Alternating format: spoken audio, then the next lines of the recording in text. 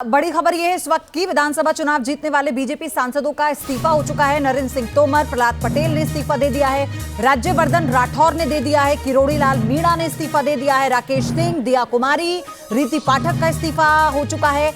MP के 5 और छत्तीसगढ़ के 2 सांसदों ने इस्तीफा दे दिया है।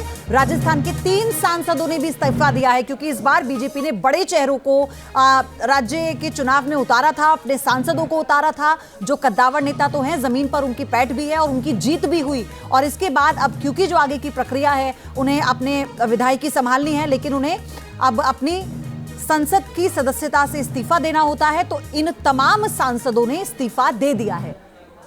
मेरे सहयोगी विकास चंद्रा हमारे साथ जुड़ चुके हैं। विकास, जहां एक तरफ तीनों राज्यों में कौन मुख्यमंत्री होगा इसे लेकर ऊहापोह बना हुआ है, उसी दौरान ये इस्तीफा।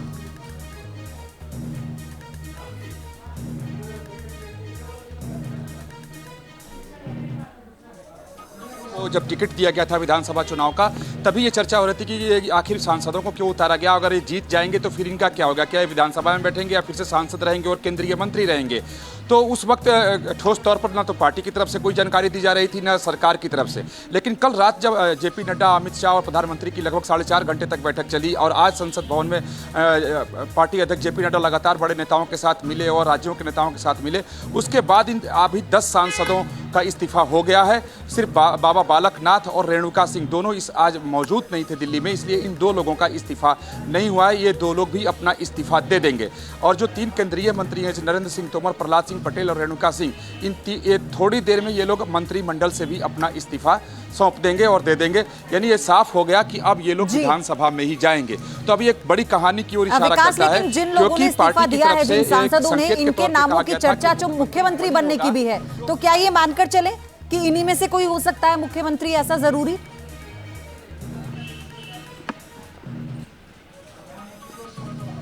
जी, मैं वही कहने जा रहा था कि जब इन लोगों को उतारा गया था तब भी ये चर्चा हुई थी कि क्या इन्हीं लोगों में से किसी को मुख्यमंत्री बनाया जाएगा। तो उस वक्त से ये चर्चा चल रही है। हालांकि तब बीजेपी ने जातीय और क्षेत्रीय समीकरण साधने के लिए और कद्दावर नेता को उतार करके आकर्षित करने के लिए मतदाताओं को अपनी रणनीति अपनाई थी और हर समाज को ये संदेश दिया था कि अगर ये जीत गए तो वो आपका व्यक्ति मुख्यमंत्री हो सकता है। तो ये बीजेपी की रणनीति रही है।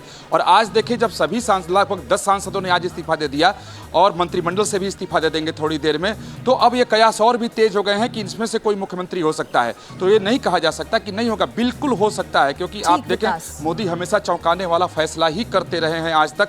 जब भी आप देखें कि नाम चलता है और उलट बिल्कुल नाम चला आता है। झारखंड में हम लोगों ने देखा, हरियाणा में देखा, कि एक सरप्राइजिंग एलिमेंट होगा या फिर इसे शॉकिंग एलिमेंट भी और दूसरे नेताओं के लिए हो सकता है कि कौन इन तीनों राज्यों का मुख्यमंत्री होने वाला है।